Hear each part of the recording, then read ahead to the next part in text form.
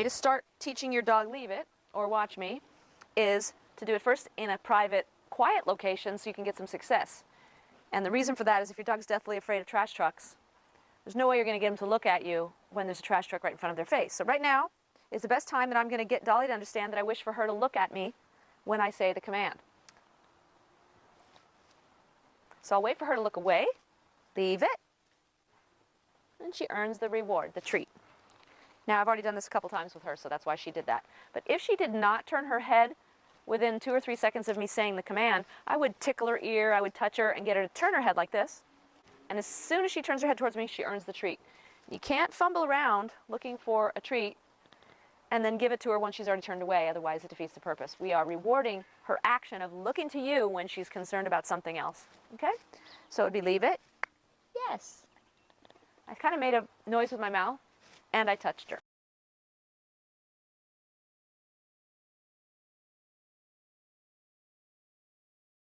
I'm going to say leave it. Yes. Now notice you have to give it within 2 to 3 seconds. You have to be really ready. You want to give it at his level. If you try to give it to him too high like this, he's probably going to SIT if you've already taught your puppy to sit. And we don't want him to think he's getting the food for the SIT. We want him to know that he's getting the treat as soon as he looked towards me. The last thing I want to mention is it's a higher distraction. It's going to take a little bit more for you to get his attention back. Try your best to say it once and then follow through with a touch or something if he does not turn around. At this stage, I don't want you to just keep repeating the word without him getting a treat for it. So it would be, leave it. Yeah, good job.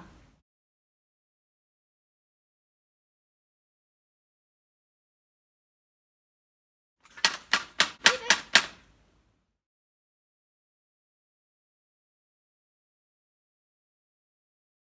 The timing that you want to shoot for when you're working on leave it is to get your dog to look to you prior to her having a fear response. Leave it. Yes. So she looks up to me before she actually jumps away from a car. I will have intercepted her negative response to the car. So the timing is get her to look to you and earn a reward before she reacts. And you need to be providing her the reward, the food reward, within 2 to 3 seconds of her doing the new behavior, the new replacement behavior, such as looking to you instead. Dolly's starting to exhibit insecure behaviors about the sounds in the environment right here. And you want to learn her body language. When her tail goes down and she starts to become distracted and she's bouncing around, that's a sign that she's unsure of some noise.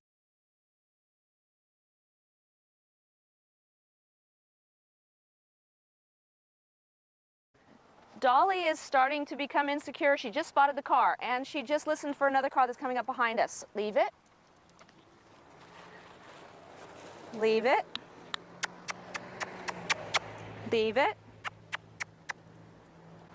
So what's going to happen is over time, Dolly is no longer going to have a fear about those things because we will have replaced that fear reaction in her with the reaction of looking to you and getting positive things like treats or fun and play, which will eventually take the place of the food.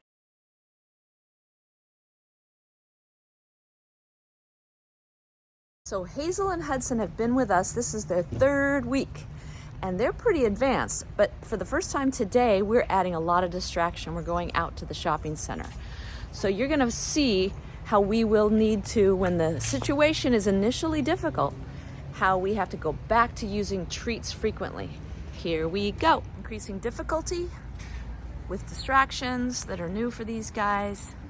Let's see if we need to add food. Well, definitely, if they're smelling food, we're gonna need to add treats. And just really, it's the first couple of times you pass something new, then you'll be able to fade out those treats again.